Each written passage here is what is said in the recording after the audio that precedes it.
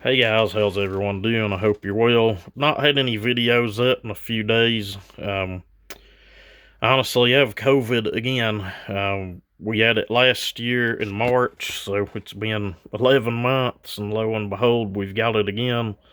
I've been sick for about, the last video I put up was showing the plastic over here, and as you can see, it's still sitting right where it was at when we made that video. I hadn't been back out here since.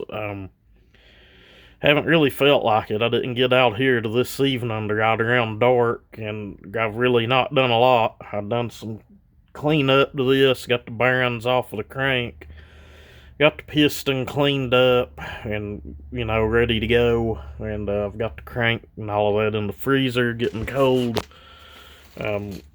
Got the port work done. I didn't really do a lot, mainly clean up work and polish. We did widen the exhaust port a little bit.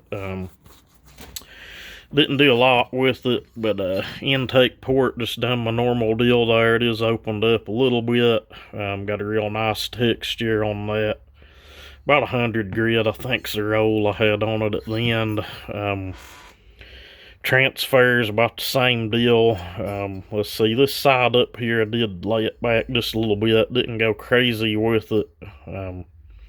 May help, may not, but again, left a pretty good texture on that. I think I actually got in there with slotted mandrel and some 60 grit on it, but seems to always do a really nice job.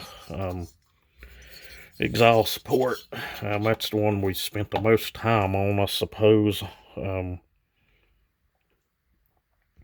It is widened slightly. As you could see, you could go quite some bit more on one of these, but this is a logger saw. It's used, I think he told me I used it on the landing or for lemon. Laid a pretty good polish on that. The phone's actually picking it up, surprisingly. Someone's gonna ask about timing numbers. On these 290s and this series saw, in most cases, you're better off to leave the timing alone on it. They're pretty hot right out of the box.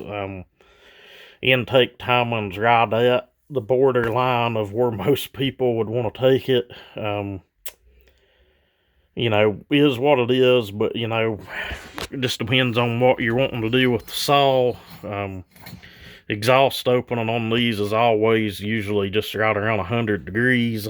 That's on any of them I've done. I've had OEM 390s here, a bunch of 290s and 029s, aftermarket cylinders, 2 or 3, or very close to half a dozen now of the 390 ones. I've had several of these things over the years and let them go, but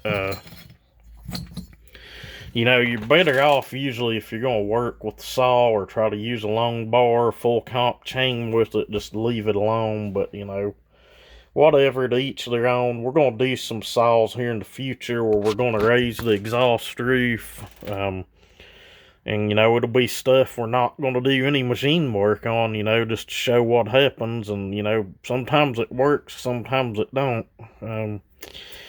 You can just grind on a cylinder and get results from it. I mean, if just port work by itself didn't work, pro-level cylinder head porters would be out of job. Flow benches wouldn't exist. I ain't trying to start drama, but they're just, you see stuff and it just, it kind of makes you just sit and roll your eyes or shake your head. But doing flow characteristic work and, improving the flow of ports does help. It does help make horsepower. Changing the angles on things helps. It is what it is, but I'll get more of this done here tonight, or I don't know, I'm about froze out, or hopefully I can get out here tomorrow and get the thing together and get it running, but I ain't in no rush either.